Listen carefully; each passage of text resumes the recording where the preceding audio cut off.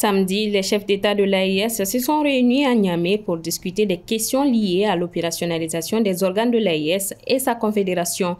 Le lendemain, ceux de la CEDEAO se sont rencontrés à Abuja. AES CEDEAO, les conséquences de la rupture, les dossiers à suivre en début de journal. Les épreuves écrites du BT en santé ont démarré aujourd'hui. Plus de 8000 candidats sont présentés à cet examen de fin de cycle. La liste des aigles U23 pour les JO de Paris 2024 a été dévoilée. Nous découvrirons en fin d'édition les hommes de Aloubadra Diallo. Voilà pour le sommaire. Mesdames et messieurs, bonsoir. Bienvenue aux informations. Alors que les chefs d'État de l'AES se sont réunis à Niamey le 6 juillet, ceux de la CEDEAO se sont donné rendez-vous le 7 juillet à Abuja.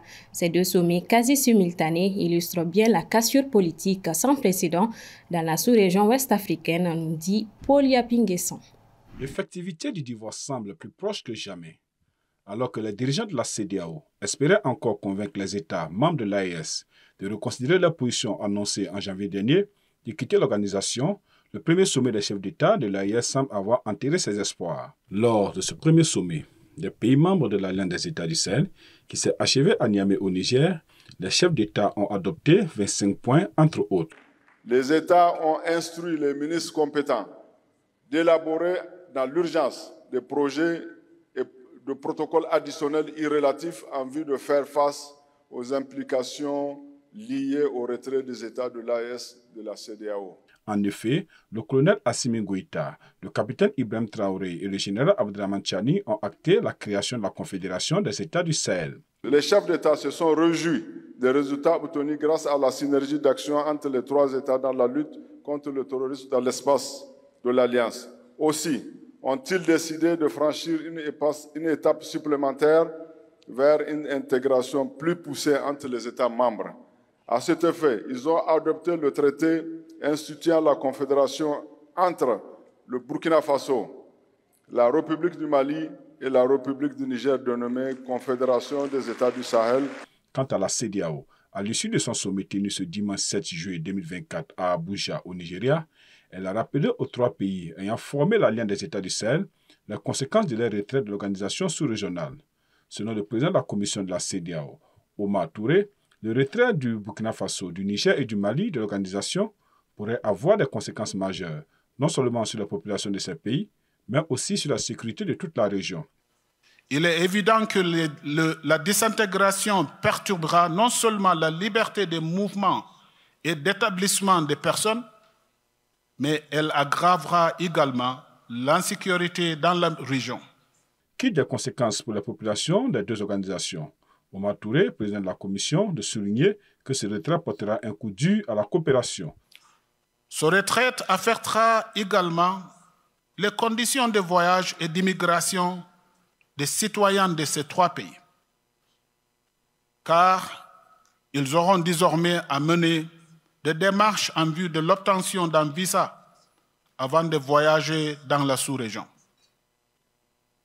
Les citoyens de ces pays pourraient ne plus être en mesure de résider ou de créer librement des entreprises dans le cadre des facilités mises en place par la CEDEAO. Le journaliste analyste politique Valentin Mbungek s'interroge sur l'appel de ce divorce. C'est vrai que le divorce est acté, mais la vie va suivre son cours. Les deux associations, les deux organisations vont cheminer. On verra bien au plan pratique comment ça va se faire, comment les aménagements bilatéraux vont se faire, comment les aménagements même pour la circulation, au moins le commerce transfrontalier, tout ça va se faire. Et n'oublions pas l'aspect humain qu'il faut préserver dans tout cela. Les deux organisations sont déjà à un tournant. Un sommet, dont la date n'a pas encore été déterminée, se penchera sur le futur de la CEDEAO. Quant à l'AES, les questions sont encore nombreuses et plusieurs points restent à éclaircir. Les épreuves des examens de fin de cycle des écoles de formation en santé ont démarré ce lundi 8 juillet sur l'ensemble du territoire national. Environ 8000 candidats sont inscrits pour décrocher ce précieux sésame qui permet d'accéder au marché du travail. Soumaïla Fani était à la cérémonie d'ouverture de la première enveloppe. Après 3 années d'études en santé publique, techniciens de laboratoire et de pharmacie et en santé maternelle et infantile, ils sont au total 8565 candidats, majoritairement des femmes inscrits pour passer les examens de brevet de technicien de santé. J'aime ce métier parce que j'aime aider les gens qui souffrent des maladies. J'ai choisi la santé parce que le métier là même j'ai apprécié. Je veux être un bon infirmier et avoir le courage de promouvoir la santé à mon entourage. Au centre d'examen du lycée technique de Bamako, le ministre de l'Éducation nationale a procédé au lancement des premières épreuves contenant les sujets de pathologie médicale pour la filière santé publique. Presque 9000, c'est important, mais on en a besoin, nos systèmes de santé en ont besoin. Si vous allez dans les villages reculés du Mali, vous vous rendez compte qu'il y a un besoin de personnel de santé. Le système de santé doit se déployer partout au Mali. Il faut donc organiser des examens pour permettre à ceux qui sont prêts pour venir travailler à ce renforcement, pour leur permettre de travailler. Pour cet examen aussi, les consignes sont les mêmes depuis les premiers examens, à savoir le respect des textes pour aboutir à des résultats objectifs. Nous avons mis en place un dispositif qui nous a permis quand même, jusqu'ici, d'endiguer toutes les tentatives de fraude.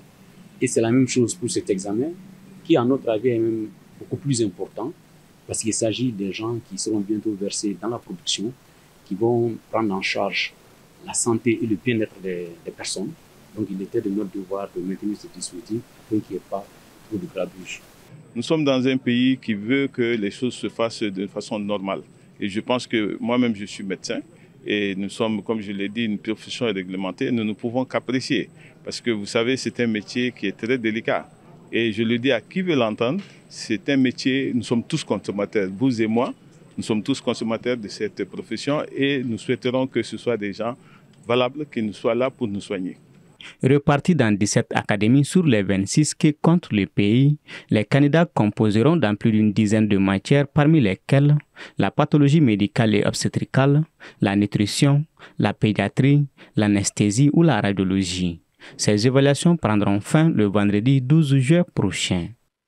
Avant le processus actuel de renouvellement de ces organes, le Conseil national de la jeunesse du Mali a traversé une longue crise qui est partie de l'organisation du 6e congrès ordinaire de la structure à Koutiala en 2019. Conseil national de la jeunesse, la longue traversée du désert. Le commentaire est signé Djeneba Samaki. À l'issue de ce congrès tenu les 27 et 28 novembre 2019, Amadou Diallo est élu président du CNJ après un plébiscite de 135 voix sur les 190 délégués présents. Mais son élection ne fait pas l'unanimité, d'autant plus que durant tout le processus, il était indexé des candidats du pouvoir. Plusieurs délégués des bureaux communaux et régionaux se voient interdire l'accès à la salle du congrès au profit des bureaux contrôlés par le gouvernement. Conséquence, en parallèle à l'élection d'Amadou Diallo, il se retire vers le conseil des cercles de Koutiala pour proclamer la liste présidée par le candidat Ousmane Djaradi Gouzno. Le 30 novembre 2019, lors d'un point de presse, ce dernier se revendique président légitime du CNJ. La Commission nationale avait un autre agenda et le congrès a été politisé. Le département de la jeunesse avait un candidat qu'il a essayé d'imposer. Ils ont tout fait pour pouvoir contrôler le processus dans les communes et régions pour écarter tous ceux qui n'allaient pas dans le sens de ces candidats, raconte une source au sein d'un conseil régional. Après près de 2 ans dans la division au sein de la fêtière de la jeunesse, Amadou Diallo est contraint à la démission suite à sa nomination au Conseil national de transition en 2021. Un congrès extraordinaire est alors convoqué le 1er mai 2021 à Bougouni. Habib Dakouo, alors vice-président, est choisi pour conduire le mandat à terme jusqu'à l'organisation du congrès suivant, fin 2022. Mais pour la mission de relecture des textes du CNJ assignée à ce bureau, son mandat est prorogé le 25 novembre 2022 jusqu'à mars 2024. En septembre 2023, 6 mois avant la fin de cette prorogation, Habib Dakuo démissionne à son tour de son poste du président du CNJ, contraint par la fermeture des locaux du CNJ par la Direction nationale de la jeunesse. Cette dernière met en place le 9 octobre 2023 un comité de normalisation du CNJ présidé par Fanta Kumba Karambe avec pour mission principale de préparer le 7e congrès ordinaire de la structure.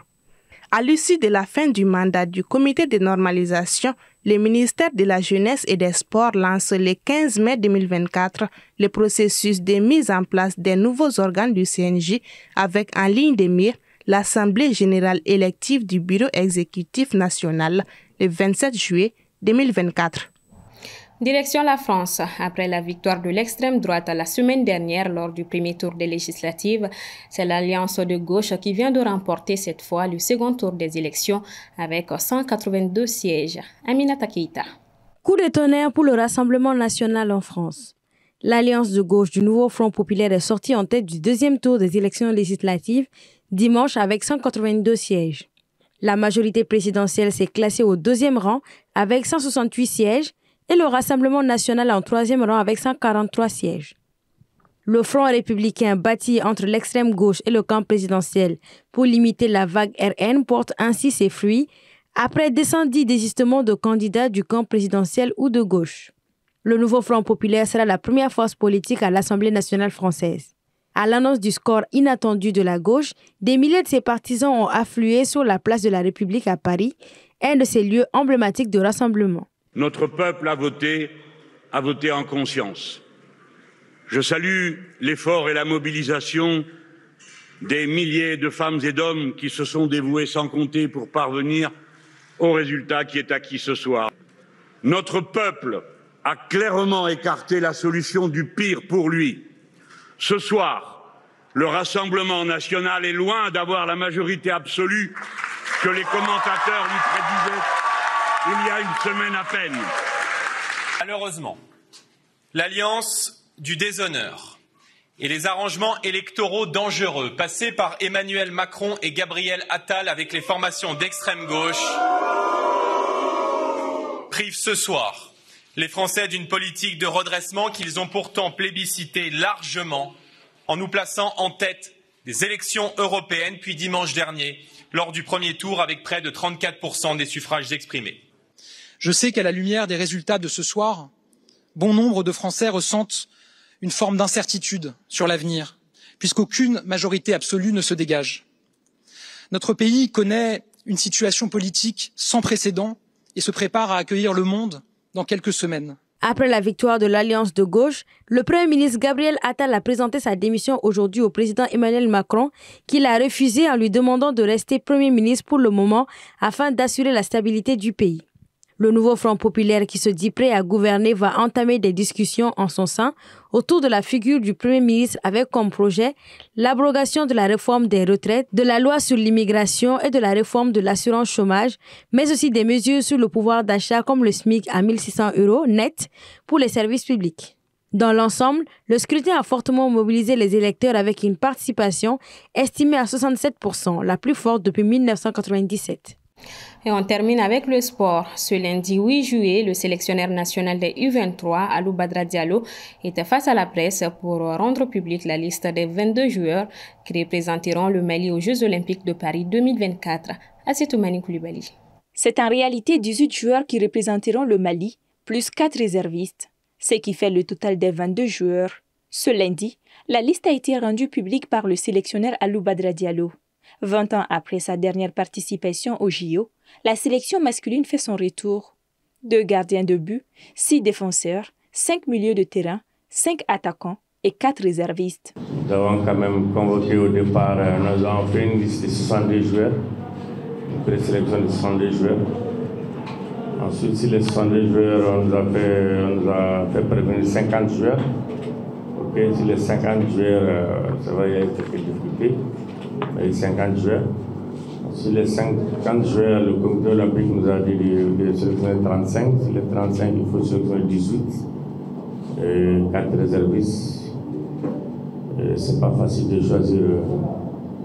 Et les réservistes ne seront pas, et je veux le dire aussi, ne seront pas dans les vestiaires ils vont s'entraîner, ils seront au centre et pris en charge par la fédération ou l'État. Pouvant faire appel à 3 joueurs de plus de 23 ans, le sélectionneur avoue avoir tenté plusieurs options, mais s'être vu frustré par le refus de plusieurs clubs. Nous avons eu quand même le refus catégorique de clubs. Ensuite, les autres, il faut dire la vérité, À un certain moment, je ne suis plus allé vers eux. Mais avec Yves Bissouma, n'a pas vraiment eu d'objection, il était prêt à venir. Il était vraiment prêt à venir. Son manager a refusé, il dit qu'il vient d'une blessure, comme ça. El Bilal, Néné, Dorgeles, Mamadou Djambou. On a eu des espoirs au niveau de Néné. Néné, aujourd'hui quand même, Néné a tout fait pour être là. Non, il est nuit et jour. Les Aigles Espoirs s'envoleront demain mardi pour la France, où ils disputeront une série de rencontres amicales avant leur entrée en liste dans les Jeux prévus pour le 24 juillet face à Israël au Parc des Princes. Le Mali affrontera le Japon à Bordeaux le 27 juillet. Son dernier match de groupe est programmé le 30 juillet contre le Paraguay. Et c'est avec cette note sportive que se referme ce 1945. Merci à vous de l'avoir suivi. Bonsoir et à demain.